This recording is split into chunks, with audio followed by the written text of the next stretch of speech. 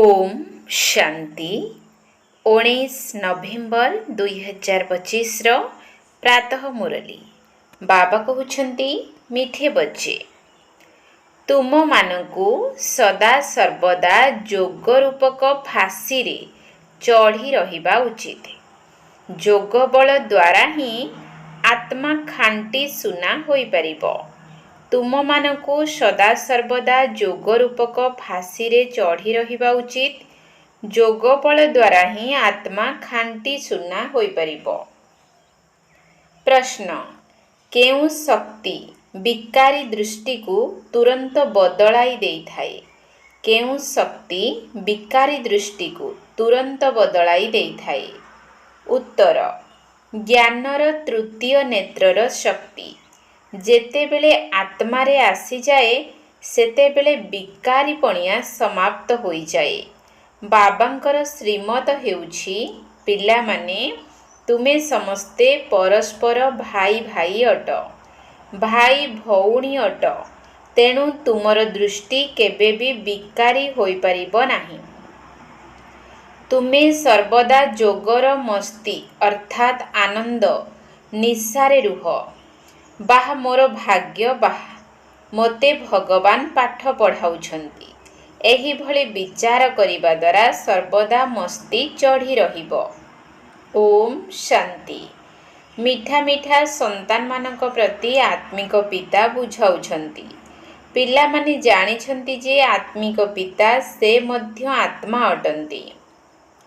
से पूर्ण रूपे शुद्ध पवित्र, तांकठारे कौनसी जंक अपवित्रता लागी नाही।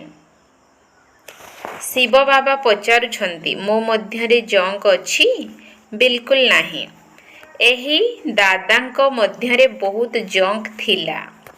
एहांक शरीर रे बाबा प्रवेश करिथिबारु साहाय्य मध्य मिलुछि। मूल कथा हेउछि पांच विकार जुगु आत्मा उपरे जंक लागिथिबा कारणरू अपवित्र होई जाइछि। तेणु जेते जेते बाबांकु मने पकाइब जंक छाड़ी जीव। भक्ति मार्गर कथा तो जन्म जन्मांतररू शुणी आसीछ। एही कथा ही अलगा अटे। तुमको एबे ज्ञान सागरंक ठारू ज्ञान मिलुछि। तुम बुद्धि रे लक्ष्य रहिछि। आउ कौनसी सत्संग आदि रे लक्ष्य उद्देश्य नाही। ड्रामार प्लान अनुसारे ईश्वर सर्वव्यापी बोली कही मोर ग्लानि करुछंती। मनुष्य माने एकथा मध्य बुझु नाहंती जे एहा हेउछि ड्रामा। एथिरे क्रिएटर डायरेक्टर मध्य ड्रामा रे बंधा अटंती। जदिও सर्वशक्तिमान बोली गायन करा जाइछि, किंतु तुमे जानिछ बाबा मध्य ड्रामा आधार रे कर्तव्य करुछंती। बाबा निजे आसी पिला मानकु बुझाइछंती। कहुछंती मो आत्मा रे अविनाशी अभिनय निर्धार्य होई रहिछि। सेही अनुसारे पढ़ाउछि। जहा किछि बुझाउछि ड्रामा रे निर्धार्य रहिछि। एबे तुमको एही पुरुषोत्तम संगम जुगरे पुरुषोत्तम हेबाकु पड़िबो। भगवान वाच अटे ना। बाबा कहउछंती तुमको पुरुषार्थ करी एही लक्ष्मी नारायण हेबाकु पड़िबो। एपरि आउ कौनसी मनुष्य कही पारिबे नाही जे तुमे विश्वर मालिक हेबो। तुमे जानिछ आमे आसीछु विश्वर मालिक नररु नारायण हेबा पाई। भक्ति मार्गरे तो जन्म जन्मांतर कथा शुणी आसीछ, किंतु किछि हेले बुझी नथिल। एबे बुझुछ वास्तव रे एही लक्ष्मी नारायणकर राज्य स्वर्ग रे थिला, एबे नाही। त्रिमूर्ति निमंते मध्य पिलांकु बुझाउछंती। ब्रह्मा द्वारा आदि सनातन देवी देवता धर्मर स्थापना हेउछि। सत्य जुगरे एही एक धर्म थिला, आउ कौनसी धर्म नथिला। एबे से धर्म नाही, पुनर्बार स्थापना हेउछि। बाबा कहउछंती मु कल्पर संगम जुगरे आसी तुमको पाठ पढ़ाउछि। एहा पाठशाला अटे ना। एठारे पिला मानकु चरित्र मध्य सुधारिबाकु हेबो। पांच विकाररु मुक्त हेबाकु पड़िबो। तुमे ही देवता मानक आगरे जाई गान करुथिल, आपण सर्वगुण संपन्न, आमे हेउछु पापी। ଭାରତବାସୀ ହିଁ ଦେବତା ଥିଲେ। ସତ୍ୟ ଯୁଗରେ ଏହି ଲକ୍ଷ୍ମୀ ନାରାୟଣ ପୂଜ୍ୟ ଥିଲେ। ପୁଣି କଳି ଯୁଗରେ ପୂଜାରୀ ହୋଇଛନ୍ତି। ଏବେ ପୁଣି ପୂଜ୍ୟ ହେଉଛନ୍ତି। ପୂଜ୍ୟ ସତୋପ୍ରଧାନ ଆତ୍ମାମାନେ ଥିଲେ। ତାଙ୍କର ଶରୀର ମଧ୍ୟ ସତୋପ୍ରଧାନ ଥିଲା। ଯେପରି ଆତ୍ମା ସେପରି ଅଳଙ୍କାର। ସୁନାରେ ଖାଦ ମିଶା ଗଲେ ତାର ଦାମ କେତେ କମ୍ ହୋଇଯାଏ। ତୁମେ ମଧ୍ୟ କେତେ ମୂଲ୍ୟବାନ ଥିଲ, ଏବେ ମୂଲ୍ୟ କେତେ କମ୍ ହୋଇଗଲାଣି। ତୁମେ ପୂଜ୍ୟ ଥିଲ, ଏବେ ପୂଜାରୀ ହୋଇଯାଇଛ। ବର୍ତ୍ତମାନ ଯେତେ ଯୋଗଯୁକ୍ତ ହୋଇ ରହିବ ସେତେ ପାପ କଟିବ ଏବଂ ବାବାଙ୍କ ପ୍ରତି ସ୍ନେହ ବଢ଼ିବ, ଖୁସି ମଧ୍ୟ ବଢ଼ି ରହିବ। ବାବା ସିଧାସଳଖ କହୁଛନ୍ତି, ପିଲାମାନେ ଚାର୍ଟ ରଖ ଯେ ସାରା ଦିନରେ ଆମେ କେତେ ସମୟ ବାବାଙ୍କୁ ମନେ ପକାଉଛୁ। ୟାଦର ଯାତ୍ରା, ଏହି ଅକ୍ଷର ସଠିକ୍ ଅଟେ। ୟାଦ କରି କରି ପାପ କଟି କଟି ଅନ୍ତମତି ସ୍ୱଗତି ହୋଇଯିବ। ସେଠାରେ ପଣ୍ଡାମାନେ ଯାତ୍ରାରେ ନେଇଯାଇଥାନ୍ତି। ଏଠାରେ ଆତ୍ମା ନିଜେ ଯାତ୍ରା କରୁଛି। ପରମଧାମ ଯିବାକୁ ହେବ। କାହିଁକିନା ଡ୍ରାମାର ଚକ୍ର ଏବେ ପୂରା ହେଉଛି। ଏକଥା ମଧ୍ୟ ତୁମେ ଜାଣିଛ ଯେ ଏହା ବହୁତ ଖରାପ ଦୁନିଆ। ପରମାତ୍ମାକୁ କେହି ହେଲେ ଜାଣିନାହାନ୍ତି। ନ ଜାଣିଥିବା କାରଣରୁ କୁହାଯାଉଛି ବିନାଶ କାଳେ ବିପରୀତ ବୁଦ୍ଧି। ସେମାନଙ୍କ ନିମନ୍ତେ ଏହି ନର୍କ ହିଁ ସ୍ୱର୍ଗ ସମାନ ଅଟେ। ତାଙ୍କ ବୁଦ୍ଧିରେ ଏକଥା ରହିବ ନାହିଁ। ତୁମକୁ ଏସବୁ ବିଚାର ସାଗର ମନ୍ଥନ କରିବା ପାଇଁ ବହୁତ ଏକାନ୍ତ ଆବଶ୍ୟକ। ଏଠାକାର ଏକାନ୍ତ ବହୁତ ଭଲ। ସେଥିପାଇଁ ମଧୁବନର ମହିମା ରହିଛି। ପିଲାମାନେ ବହୁତ ଖୁସି ହେବା ଉଚିତ। ଆମେ ଜୀବାତ୍ମା, ଆମକୁ ପରମାତ୍ମା ପଢ଼ାଉଛନ୍ତି। କଳ୍ପ ପୂର୍ବରୁ ମଧ୍ୟ ଏହିପରି ପଢ଼ାଇଥିଲେ। କୃଷ୍ଣଙ୍କ କଥା ନୁହେଁ। ସେ ତ ଛୋଟ ପିଲା ଥିଲେ। ସେ ଆତ୍ମା, ଇଏ ପରମାତ୍ମା ଅଟନ୍ତି। ପ୍ରଥମ ନମ୍ବର ଆତ୍ମା ଶ୍ରୀକୃଷ୍ଣ, ପୁଣି ଶେଷ ନମ୍ବରକୁ ଆସିଯାଇଛନ୍ତି। ତେଣୁ ନାମ ରୂପ ମଧ୍ୟ ଅଲଗା ହୋଇଗଲା। ତେଣୁ ବହୁତ ଜନ୍ମର ଅନ୍ତ ଜନ୍ମରେ ନାମ ତ ଅଲଗା ହେବ ନା। କହୁଛନ୍ତି ଇଏ ତ ଦାଦା ଲେଖରାଜ ଅଟନ୍ତି। ଏହା ତାଙ୍କର ବହୁତ ଜନ୍ମର ଶେଷ ଜନ୍ମ ଅଟେ। ବାବା କହୁଛନ୍ତି ମୁଁ ଏହାଙ୍କ ଶରୀରରେ ପ୍ରବେଶ କରି ତୁମକୁ ରାଜଯୋଗ ଶିଖାଉଛି। କାହା ଶରୀରରେ ତ ବାବା ଆସିବେ ନା। ଶାସ୍ତ୍ରରେ ଏକଥା ନାହିଁ। ବାବା ତୁମ ପିଲାମାନଙ୍କୁ ପଢ଼ାଉଛନ୍ତି, ତୁମେ ହିଁ ପଢ଼ୁଛ। ସତ୍ୟ ଯୁଗରେ ପୁଣି ଏହି ଜ୍ଞାନ ରହିବ ନାହିଁ। ସେଠାରେ ରହିଛି ପ୍ରାରବ୍ଧ। ବାବା ସଙ୍ଗମରେ ଆସି ଏହି ଜ୍ଞାନ ଶୁଣାଉଛନ୍ତି। ପୁଣି ତୁମେ ପଦ ପାଇଯାଉଛ। ଏହା ହେଉଛି ଅବିନାଶୀ ବାବାଙ୍କଠାରୁ ଅବିନାଶୀ ସମ୍ପତ୍ତି ପାଇବାର ସମୟ। ସେଥିପାଇଁ ପିଲାମାନେ ଅବହେଳା କରିବା ଅନୁଚିତ। ମାୟା ବହୁତ ଭୁଲ କରାଉଛି। ପୁଣି ବୁଝାଯାଏ ତାଙ୍କର ଭାଗ୍ୟରେ ହିଁ ନାହିଁ। ବାବା ତ ପୁରୁଷାର୍ଥ କରାଇଥାନ୍ତି। ଭାଗ୍ୟରେ କେତେ ଫରକ ରହିଛି। କେହି ପାସ୍, କେହି ଫେଲ୍ ହୋଇଯାଉଛନ୍ତି। ଦ୍ୱିମୁକୁଟଧାରୀ ହେବା ପାଇଁ ପୁରୁଷାର୍ଥ କରିବାକୁ ହେବ। ବାବା କହୁଛନ୍ତି ଗୃହସ୍ଥ ବ୍ୟବହାରରେ ଅବଶ୍ୟ ରୁହ। ଲୌକିକ ପିତାଙ୍କର କରଜ ମଧ୍ୟ ପିଲାମାନଙ୍କୁ ଶୁଝିବାକୁ ହେବ। ନିୟମ ପ୍ରମାଣ ଚାଲିବାକୁ ହେବ। ଏଠାରେ ତ ସମସ୍ତେ ବେକାଇଦା ଅଟନ୍ତି। ତୁମେ ଜାଣିଛ ଆମେ ହିଁ ଏତେ ଉଚ୍ଚ ପବିତ୍ର ଥିଲୁ, ପୁଣି ତଳକୁ ଖସି ଆସିଛୁ। ଏବେ ପୁଣି ପବିତ୍ର ହେବାକୁ ପଡ଼ିବ। ପ୍ରଜାପିତା ବ୍ରହ୍ମାଙ୍କର ସନ୍ତାନ ସବୁ ବିକେ ହୋଇଥିବାରୁ ବିକାରୀ ଦୃଷ୍ଟି ରହିପାରିବ ନାହିଁ। କାହିଁକିନା ତୁମେ ଭାଇ ଭଉଣୀ ଅଟ ନା। ବାବା ସବୁ ଯୁକ୍ତି ବତାଉଛନ୍ତି। ତୁମେ ସମସ୍ତେ ବାବା ବାବା କହୁଥିବାରୁ ଭାଇ ଭଉଣୀ ହୋଇଗଲ। ଭଗବାନଙ୍କୁ ସମସ୍ତେ ପିତା ବୋଲି କହିଥାନ୍ତି ନା। ଆତ୍ମାମାନେ କହୁଛନ୍ତି ଆମେ ଶିବ ବାବାଙ୍କର ସନ୍ତାନ ଅଟୁ। ପୁଣି ଶରୀରରେ ଆସୁଥିବାରୁ ଭାଇ ଭଉଣୀ ହେଉଛନ୍ତି। ପୁଣି ଆମର ବିକାରୀ ଦୃଷ୍ଟି କାହିଁକି ଯିବ? ତୁମେ ବଡ଼ ବଡ଼ ସଭାରେ ଏହି କଥା ବୁଝାଇ ପାରିବ। ତୁମେ ସମସ୍ତେ ଭାଇ ଭାଇ ଅଟ। ପୁଣି ପ୍ରଜାପିତା ବ୍ରହ୍ମାଙ୍କ ଦ୍ୱାରା ରଚନା କରାଯିବାରୁ ଭାଇ ଭଉଣୀ ହୋଇଗଲ। ଆଉ କୌଣସି ସମ୍ବନ୍ଧ ନାହିଁ। ଆମେ ସବୁ ଏକମାତ୍ର ବାବାଙ୍କର ସନ୍ତାନ। ଏକମାତ୍ର ବାବାଙ୍କର ସନ୍ତାନ ହୋଇଥିବାରୁ ବିକାରଗ୍ରସ୍ତ କିପରି ହୋଇପାରିବେ? ଆତ୍ମା ରୂପରେ ଭାଇ ଭାଇ, ତା ସହିତ ଭାଇ ଭଉଣୀ ମଧ୍ୟ ଅଟ। ବାବା ବୁଝାଉଛନ୍ତି, ଏହି ଆଖି ବହୁତ ଧୋକା ଦେଇଥାଏ। ଆଖି ଭଲ ଜିନିଷ ଦେଖୁଥିବାରୁ ଇଚ୍ଛା ହୋଇଥାଏ। ଆଖି ନ ଦେଖିଲେ ଇଚ୍ଛା ଜାଗ୍ରତ ହେବ ନାହିଁ। ଏହି ବିକାରୀ ଦୃଷ୍ଟିକୁ ବଦଳାଇବାକୁ ପଡ଼ୁଛି।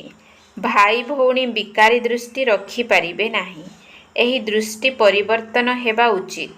ଜ୍ଞାନର ତୃତୀୟ ନେତ୍ରର ବଳ ଦରକାର। ଅଧାକଳ୍ପ ଏହି ଆଖି ଦ୍ୱାରା ପାପ କରିଛ। ବର୍ତ୍ତମାନ ବାବା କହୁଛନ୍ତି, ଏହି ସମସ୍ତ ପାପ ଧୋଇ ହେବ କିପରି? ଆମ ପବିତ୍ର ଆତ୍ମାରେ ଜଙ୍କ ଲାଗିଯାଇଛି। ଯେତେ ବାବାଙ୍କୁ ମନେ ପକାଇବ ସେତେ ସ୍ନେହ ଯୋଡ଼ି ହେବ। ପାଠପଢ଼ା ଦ୍ୱାରା ନୁହେଁ, ବାବାଙ୍କ ସ୍ମୃତି ଦ୍ୱାରା ସ୍ନେହ ଯୋଡ଼ି ହେବ। ଭାରତର ପ୍ରାଚୀନ ଯୋଗ ରହିଛି, ଯାହାଦ୍ୱାରା ଆତ୍ମା ପବିତ୍ର ହୋଇ ନିଜ ଧାମକୁ ଚାଲିଯିବ। ସବୁ ଭାଇମାନଙ୍କୁ ନିଜ ପିତାଙ୍କର ପରିଚୟ ଦେବାକୁ ହେବ। ସର୍ବବ୍ୟାପୀର ଜ୍ଞାନ ଦ୍ୱାରା ବିଲକୁଲ ଅଧୋପତିତ ହୋଇଯାଇଛନ୍ତି। ଏବେ ବାବା କହୁଛନ୍ତି, ଡ୍ରାମା ଅନୁସାରେ ତୁମର ଅଭିନୟ ରହିଛି। ରାଜଧାନୀ ଅବଶ୍ୟ ସ୍ଥାପନ ହେବ। ଯେତିକି ଯିଏ କଳ୍ପ ପୂର୍ବରୁ ପୁରୁଷାର୍ଥ କରିଥିଲେ ସେତିକି ସିଏ ନିଶ୍ଚୟ କରିବ। ତୁମେ ସାକ୍ଷୀ ହୋଇ ଦେଖୁଛ। ଏହି ପ୍ରଦର୍ଶନୀ ବହୁତ ଆତ୍ମା ଦେଖିବେ। ତୁମର ଏହା ଈଶ୍ୱରୀୟ ମିଶନ ଅଟେ। ଏହା ହେଉଛି ନିରାକାର ଈଶ୍ୱରୀୟ ପିତାଙ୍କର ମିଶନ। ତାହା ଖ୍ରୀଷ୍ଟିଆନ ବୌଦ୍ଧ ମିଶନ ଅଟେ। ଏହା ନିରାକାରୀ ଈଶ୍ୱରୀୟ ମିଶନ। ନିରାକାର ତ ନିଶ୍ଚୟ କୌଣସି ଶରୀରରେ ଆସିବେ ନା। ତୁମେ ମଧ୍ୟ ନିରାକାର ଆତ୍ମାମାନେ ମୋ ସାଥିରେ ରହୁଥିଲ ନା। ଏହି ଡ୍ରାମା କିପରି ପ୍ରସ୍ତୁତ ହୋଇଛି, ଏହା କାହାରି ବୁଦ୍ଧିରେ ନାହିଁ। ରାବଣ ରାଜ୍ୟରେ ସବୁ ବିପରୀତ ବୁଦ୍ଧି ହୋଇଯାଇଛନ୍ତି। ଏବେ ବାବାଙ୍କ ସହିତ ପ୍ରୀତି ଲଗାଇବାକୁ ପଡ଼ିବ। ତୁମର ପ୍ରତିଜ୍ଞା ହେଉଛି, ମୋର ତ ଏକମାତ୍ର ଶିବ ବାବା, ଦ୍ୱିତୀୟ କେହି ନୁହନ୍ତି। ନଷ୍ଟମୋହା ହେବାକୁ ପଡ଼ିବ। ବହୁତ ପରିଶ୍ରମ କରିବାକୁ ହେବ। ଏହା ଯେପରି ଫାଶୀ ଉପରେ ଚଢ଼ିବା ସଦୃଶ। ବାବାଙ୍କ ସ୍ମୃତିରେ ରହିବା ଅର୍ଥାତ୍ ଫାଶୀରେ ଚଢ଼ିବା। ଶରୀରକୁ ଭୁଲି ବାବାଙ୍କ ସ୍ମୃତିରେ ଆମକୁ ବିଭୋର ହୋଇଯିବାକୁ ହେବ। ବାବାଙ୍କର ସ୍ମୃତିରେ ରହିବା ବହୁତ ଜରୁରୀ ଅଟେ, ନଚେତ୍ ଜଙ୍କ କିପରି ଛାଡ଼ିବ? ପିଲାମାନେ ଭିତରେ ଭିତରେ ଖୁସି ହେବା ଉଚିତ। ଶିବ ବାବା ଆମକୁ ପଢ଼ାଉଛନ୍ତି। କେହି ଶୁଣିଲେ କହିବେ, ଇଏ କ'ଣ କହୁଛନ୍ତି? କାହିଁକି ନା ସେମାନେ ତ କୃଷ୍ଣଙ୍କୁ ଭଗବାନ ବୋଲି ଭାବୁଛନ୍ତି। ତୁମେ ଏବେ ବହୁତ ଖୁସି ହେଉଛ ଯେ ଆମେ ଏବେ ଶ୍ରୀକୃଷ୍ଣଙ୍କ ରାଜଧାନୀକୁ ଯାଉଛୁ। ଆମେ ମଧ୍ୟ ରାଜକୁମାର କୁମାରୀ ହୋଇପାରିବୁ।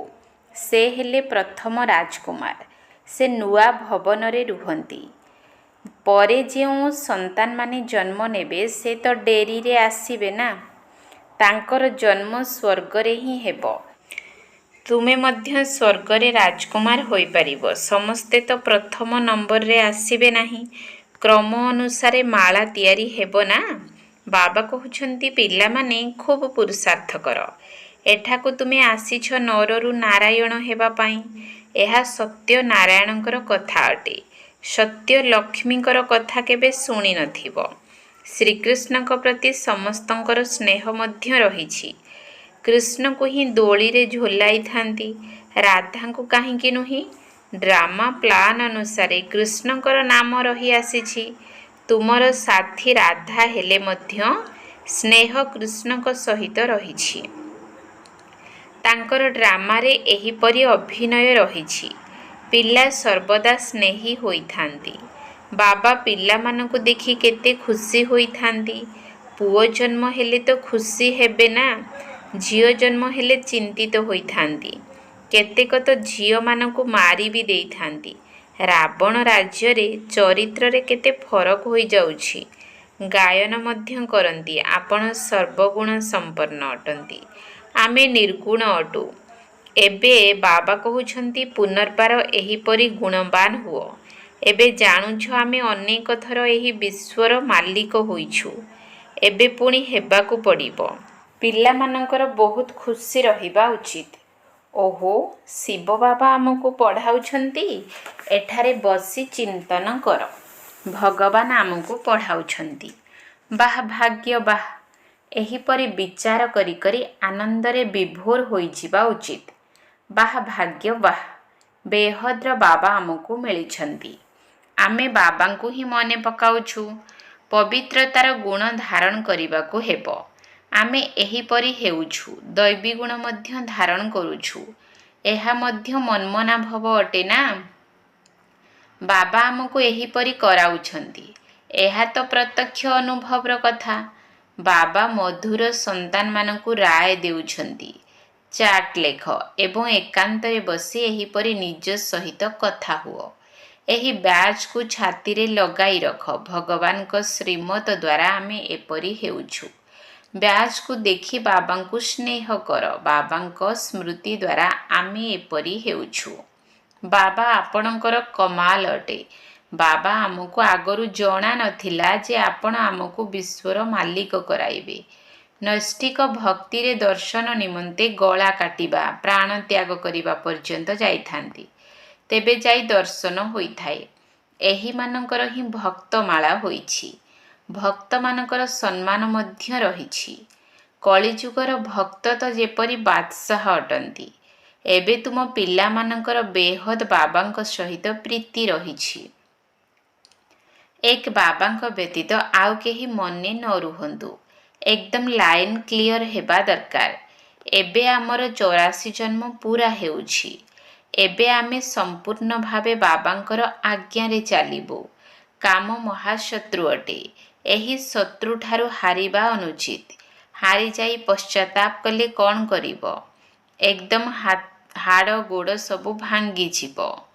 ବହୁତ କଡ଼ା ଦଣ୍ଡ ମିଳିଥାଏ। ପାପ କଟିବା ବଦଳରେ ଆହୁରି ଅଧିକ ବଢ଼ିଯାଏ। ଯୋଗ ଲାଗିବ ନାହିଁ। ନିରନ୍ତର ବାବାଙ୍କ ସ୍ମୃତିରେ ରହିବା ବହୁତ ମେହନତ ଅଟେ। ବହୁତ ଗପ ମଧ୍ୟ ମାରୁଛନ୍ତି। ଆମେ ନିରନ୍ତର ବାବାଙ୍କ ସ୍ମୃତିରେ ରହୁଛୁ। ବାବା ଜାଣିଛନ୍ତି ରହିପାରିବେ ନାହିଁ। ଏଥିରେ ମାୟାର ବହୁତ ତୋଫାନ ଆସେ। ଏପରି ସ୍ୱପ୍ନ ଆସିବ ଯେ ହଇରାଣ କରିଦେବ।